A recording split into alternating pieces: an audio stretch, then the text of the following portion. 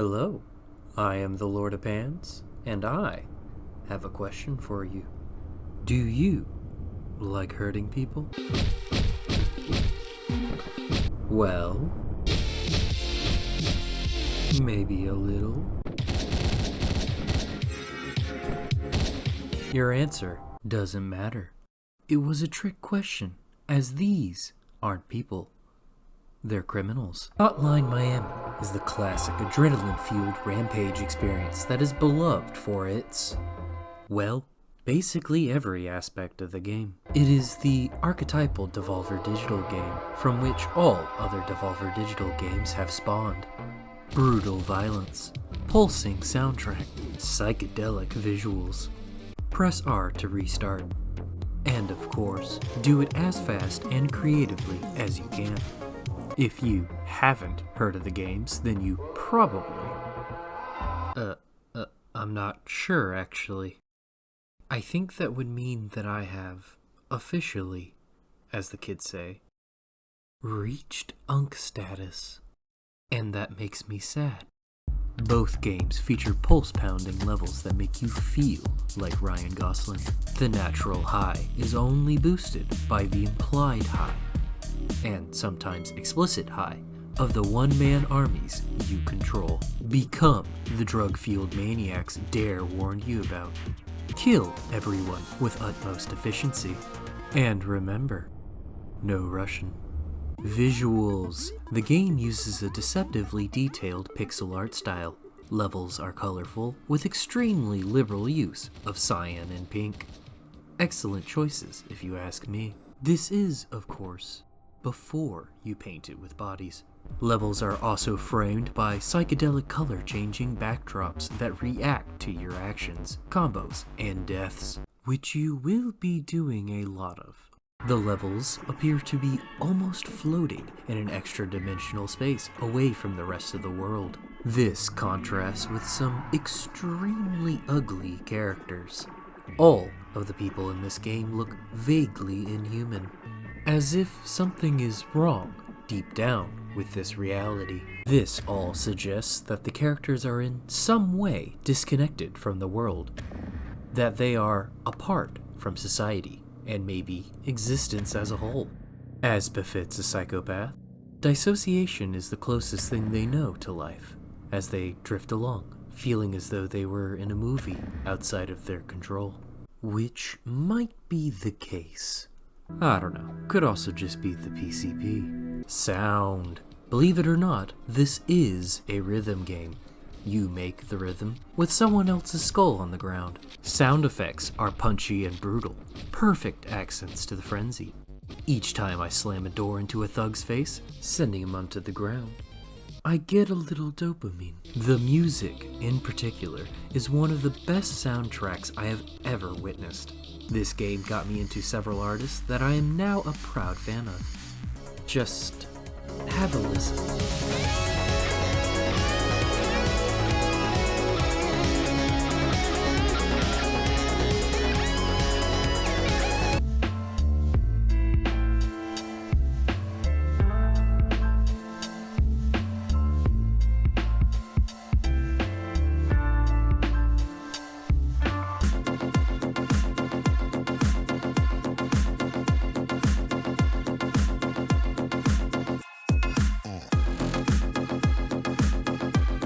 I particularly want to shout out Sonora for the main theme and Hangover theme, El Oervo for all of the odd things you've made, Carpenter Brut for the extra adreno gland stimulation needed to rush that officer, Perturbator for the goth baddies I can have similar interests with, Jasper Brine for one of the single best pieces of music I have listened to, The Green Kingdom for one of the saddest pieces of music I have listened to, and Scattle.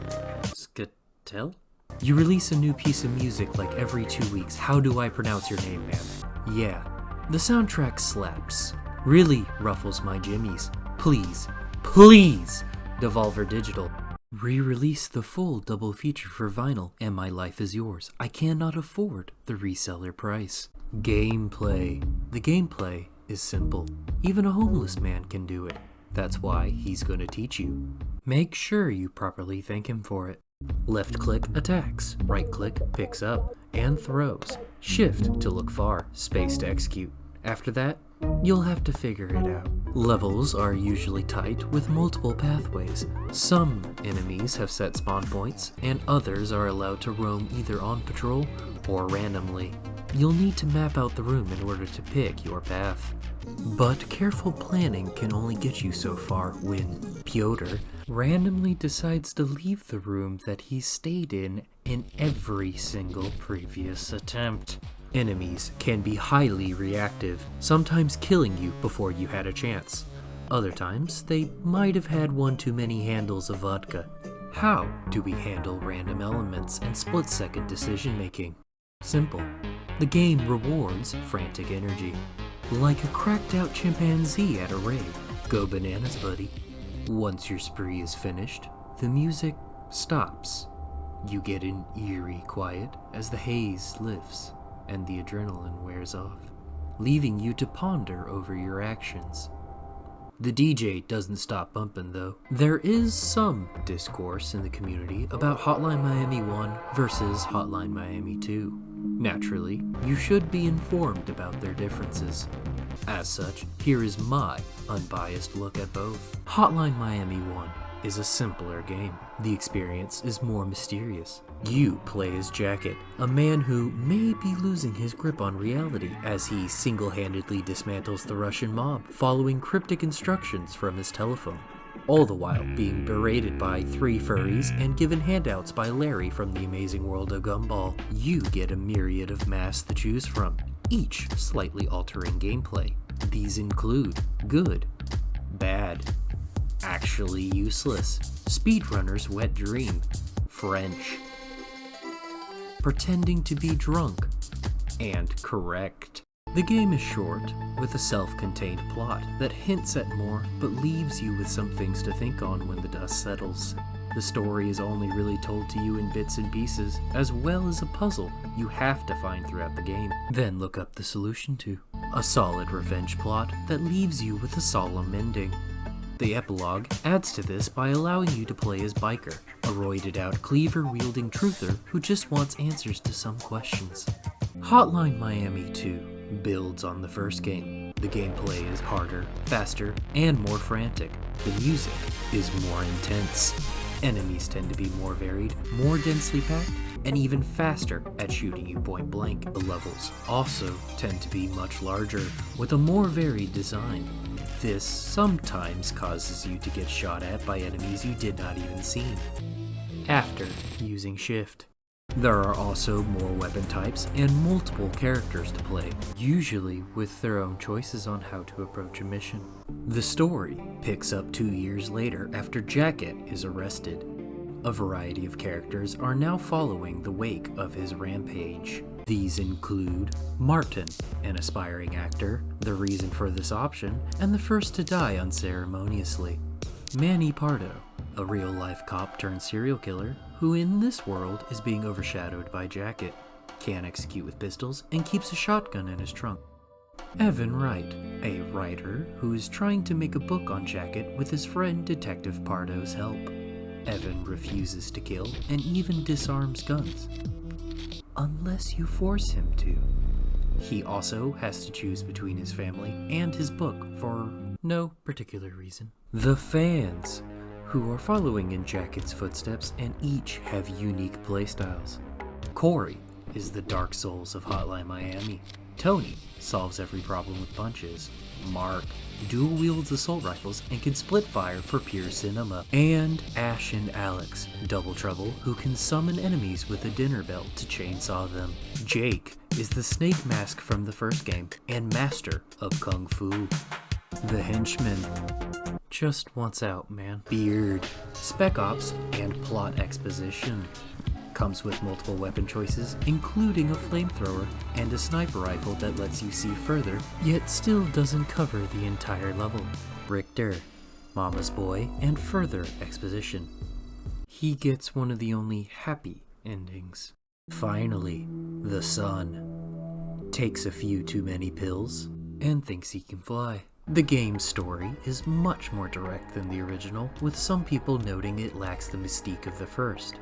I, personally, respect that it has its own identity and, arguably, a much sadder story. All I'll say is that it makes sense why there's two suns on the menu. This culminates in one of the most insane finales of any game I have ever played. I love this game. The game also features a hard mode and a level editor for additional replayability.